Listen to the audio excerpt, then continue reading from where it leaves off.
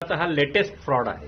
होतं असं की तुम्ही कामाला जाता दोघंही घरातले लोक, तेव्हा दार बंद असतं, त्यावेळेस दारावर एक स्टिकर लावलं जातं. संध्याकाळी आल्यावर तुम्ही बघता त्याच्यात असं म्हटलेलं असतं की तुमच्या नावाचं एक पार्सल आलं होतं, पण दार बंद असल्याने आम्ही ते पार्सल परत नेत आहोत.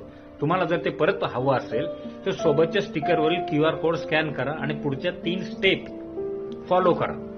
तुम्हाला उत्सुकता वाटते की कुणी पार्सल पाठवलंय वगैरे, त्या घाईघाईमध्ये तुम्ही QR कोड स्कॅन करता. तिथं तुमचा फोन हॅक झालेला असतो, त्याचा ऍक्सेस त्या भामट्या लोकांकडे गेलेला असतो.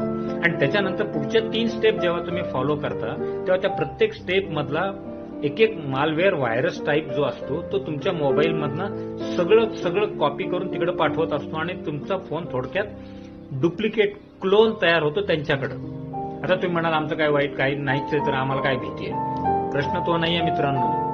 जेव्हा तुम्ही समजा एखादा दळण आणायला गेलाय, भाजी आणायला गेलाय, दुकानदाराकडे गेलाय, तेव्हा तुम्ही त्याचा पैसे देण्यासाठी QR कोड स्कॅन करता त्याचा आणि पैसे देता आणि बाहेर येता. हे सगळं त्याला दिसतंय तिथं बसून.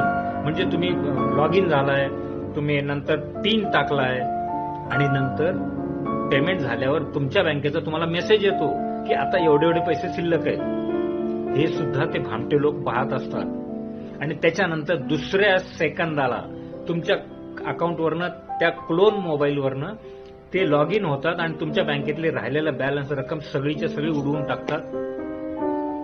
आता वेगळं काही सांगायला नको.